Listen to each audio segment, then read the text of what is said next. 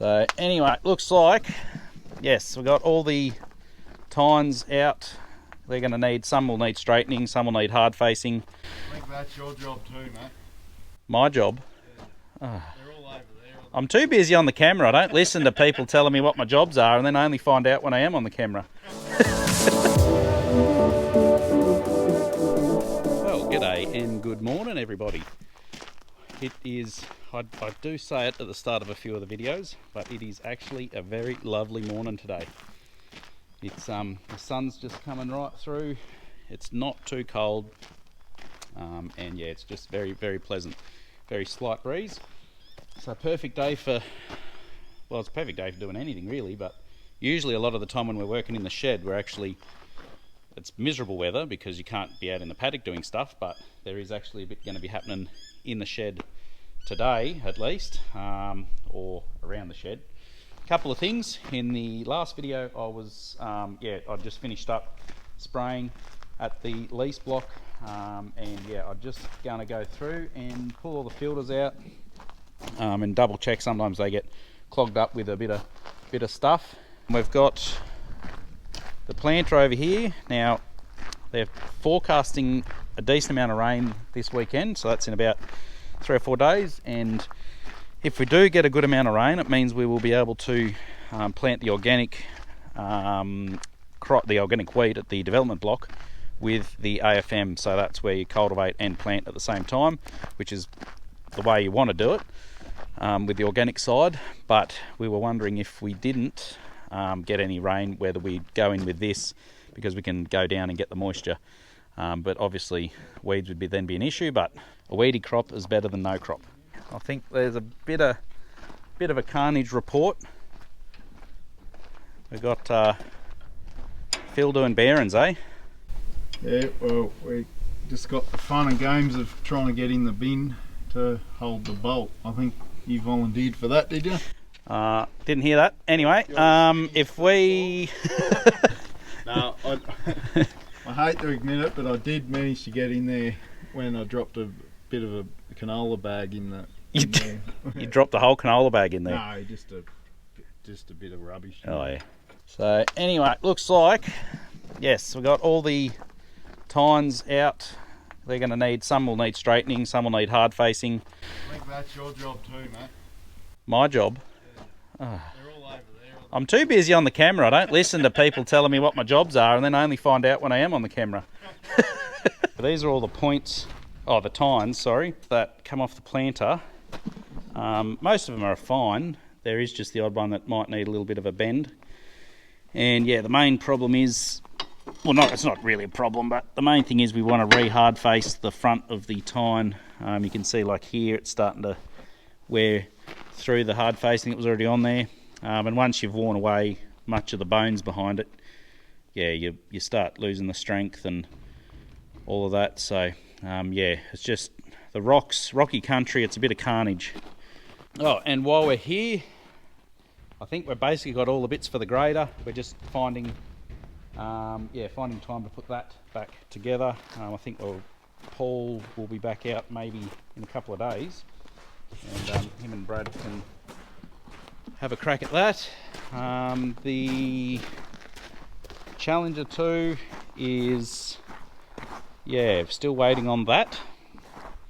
Now I can't remember if I have explained the situation here or how in depth I've explained it, but briefly, it looks like we just got, it was perfect timing to be in the situation that we're in. So when we called up and rang around all of Australia to look for someone that had the parts and had all the bits and pieces they needed to rebuild the engine, because we wanted it done promptly, we found one over in Perth, and which is the other side of the country.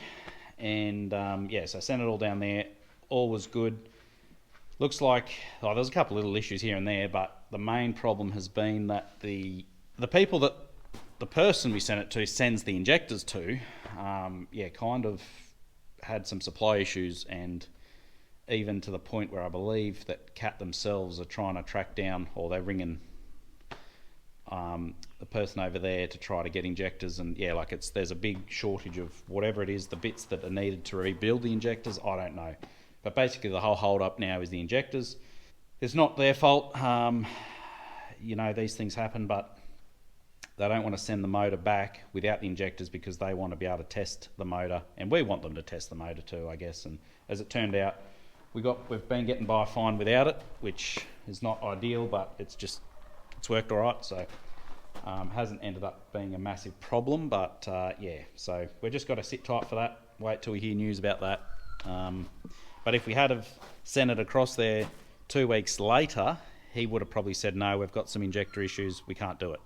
So we got right in that sort of 2-3 week window when we sent it over there, where he thought it was all right, and everyone along the chain thought it was all right, and then the shortage of whatever it was hit, and it was no longer okay. So yeah, that's how the cookie crumbles sometimes. Hello folks, Peter back again. Hey, where you going? What? Where you going? Well, I just got the camera going for you, let you loose. I just thought, no, it's good. I really enjoy having the tables turned. That's good.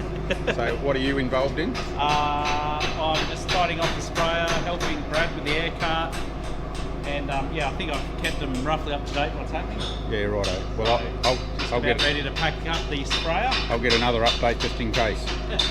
Phil, just explain the finer details of what we're doing here. Oh, we're just hard facing the worn out tines and seed boots.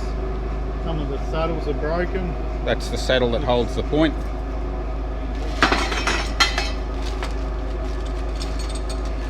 So when is this anything to do with these being torn off? Is this anything to do with your driving style? It must be. Oh. Yeah. So they rip off the bottom there. Yeah, so you just got to weld them back on. Yep. Yeah, that copper flogging in the rocks. Oh, well, that's We've good. only got 5 or 6 of them, but we're just giving the rest of them a bit of maintenance. Yeah, good. While they're out. All right.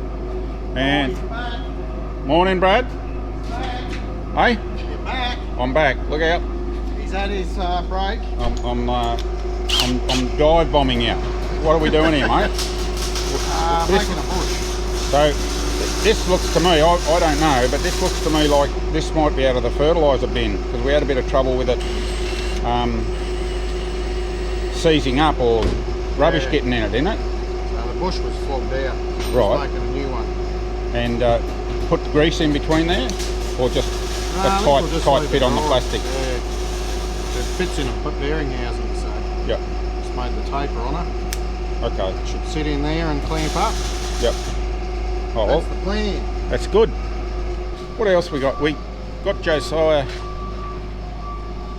I'm looking after him. He's out in the sun doing a bit of hard facing here, and I got the 44 drum and the old stand here, and I'll put the cat umbrella here in for him to give him a bit of shade. Hello, Josiah. Hello, Peter. Hey, come on, lift. People like to see your face, mate. Hello. It's a beautiful face. Yeah, It's better in the dark though, isn't it? So you're just building up the hard facing. We're putting an old Tine with a new boot, sewing boot, and so we're actually looking for a real daggy weld, aren't we? Looking for a high weld, not a flat smooth weld, because a high weld actually gives us more long life. That's what we're aiming for, isn't it? Yeah. Yeah. And you're managing to make it look like something that comes out of the back end of a chook, aren't you? Yeah. Yeah, you're doing a good job at that? Definitely. Yeah, good. All right, mate. You keep up the good work. And don't say I don't look after you. Well, I've done my best to procrastinate working on the planter and air cart.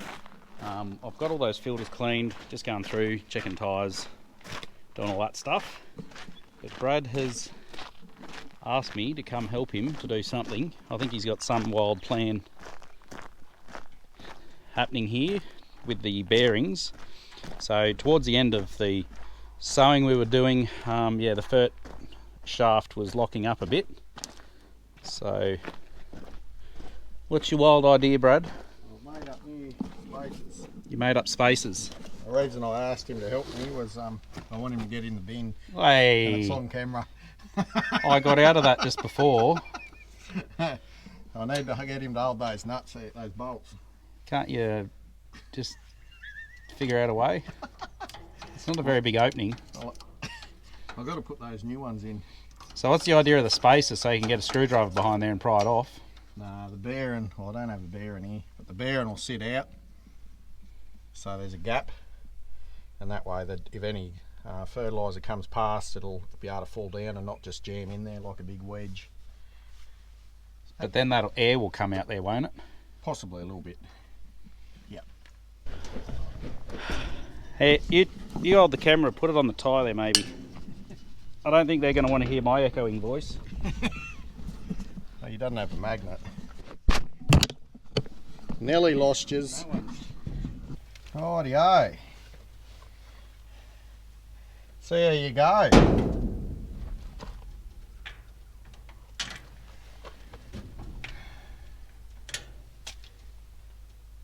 You've already got a nylon bush in here, Brad. Oh yeah. We can't get them out, can we? Hey? I can't get them out. Really? No. Here, I'll just say, you just poke your head out if you like. I'll see if I can get another bolt. Yeah. Right, well I'm back out in the open air. Yeah, it looks like we've run into a bit of a problem. We can't get the metering rollers out, or this shaft out. There's a little nylon washer inside there that stops all the product interfering with the bearing, and it's worn pretty badly, so I think that's probably part of our issue. But yeah, how we get that out, we're not sure. We pulled this one out, the agitator shaft, and yeah, we're going to do the seals on it, or the nylon washers, and that were pretty worn, not as bad but worn on that, so we'll do that first. But yeah, I think I'm sufficiently distracted. I think I'm elbow deep in this job now, so Phil's going to be a bit upset I can't help him and Josiah do the hard facing. We've got a bit of a story here, folks. I'll explain in a minute. Feels like I'm hitting a dead end. Oh yeah, no, it's moving again. Okay, yeah, it's moving. Stop. Try again.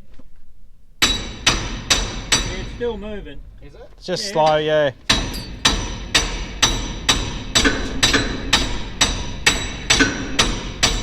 Well, we've finally got this shaft out, and we do have Uncle Ron back with us. He's here for a little while, so he can be everyone's uncle. And you got something on your bottom, Phil? Something sticky? Probably grease. Yeah, something sticky. You got a rag there? No. Don't sit on anything until it's just above your left pocket. So anyway, the story is a mistake was made. We actually did call up to figure out how to pull this shaft out for the metering little wheels in there, because there was a nylon bush in there that was worn out, forcing fertiliser to get into the bearing. So we rang up, and yeah, the shaft all comes off on the end, and it's a hex shaft that goes through the middle, so that was all good. And we kind of undid it the wrong way, thinking it was a left-hand thread, but it was a mistake we made, and we actually snapped the hex. I'll say a mistake that Brad and I made, just to keep. You had nothing to do with it. Yeah, I'll get in trouble about that if I didn't clarify that. So anyway, that got snapped, and yeah, so we're just in the process of finding a replacement and figuring out what to do there. But at least we know how it works now, so that's a bonus. So what we're endeavouring to do is these bushes in here. There's a small one. I've actually got the new ones in the other hand. So there's a small one and a big one, and they sit on each other like that, and that means it can roll as this shaft moves up and down when it breaks out, hit a rock or whatever it is. So yeah, that's the spring pressure pulls that down. So I've just got to release that off, and then I can get in here, undo this, and just replace that in. Because otherwise, if that's jammed up like that, it will, as this shaft's going up and down from hitting rocks, whatever it is, it wears out on the shaft, and then that gets thin, and then you end up with a broken shaft, or yeah, whatever it may be. So there might only be 4, 5, 6, 7, something like that are like this. So yeah, I'll just get started.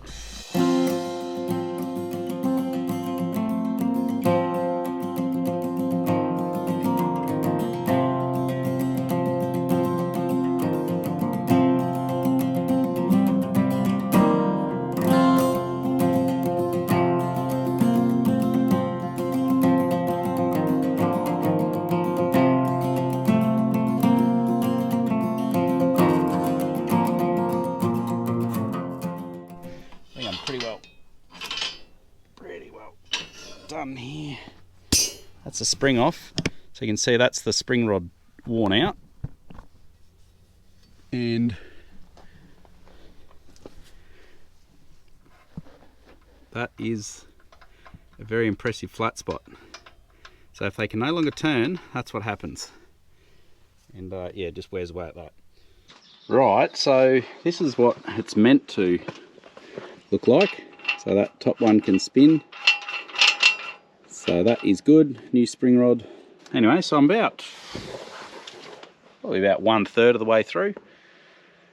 So hopefully we don't have like all of the rest of them to do, but I've only probably done maybe 4 or 5, so not too bad. We've done, I don't know how many hectares or acres we've done with this machine, but we've had it for 6 or 7 years maybe, and I think that we used to do a lot more contracting. We don't do a lot of contract work with it anymore, but we used to do quite a bit. So we'd probably be doing, like we were probably doing at least 2.5, like this is back before we had more acres. Yeah, we're probably doing at least 2.5 to maybe 3,000 hectares, depending on what year. So yeah, that's probably what's say 2.5 times 6 is about 15,000 hectares. Is that right? Yeah. So yeah, these are done a fair bit. By no means is it worn out, but interestingly, like all these, they're non-serviceable or non-greasable bushes and stuff. So this bit, there's a lot of force goes through these pin, or where the spring rod goes into, and this is the pin, and there is like very minimal slop. So it's yeah, really good. Yeah, it's all holding up beautifully.